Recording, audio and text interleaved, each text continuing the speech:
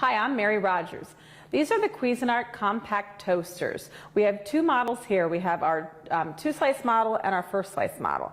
So each model works very similarly, but it has 7 shade controls here. You just choose it by turning the dial. Today we're going to put it on 4.5. And it has a bagel function, a defrost function, reheat, and also cancel. The lever here activates the toaster. You can also push it up, and when you push it up, it allows your toast to rise up, and it's easier to get at once it's done.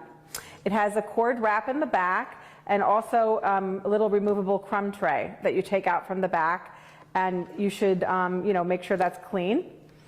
So just dump it out when you're done. So today we're going to do 2 slices of bread in our compact toaster, and the slots are 1.5 inches thick. So you just press it down, and I like to use the bagel setting because it actually cooks a little bit longer. And you should use the bagel function because bagels take longer to cook because they're much more dense and thick. And also, if you want to defrost something, you use the defrost feature.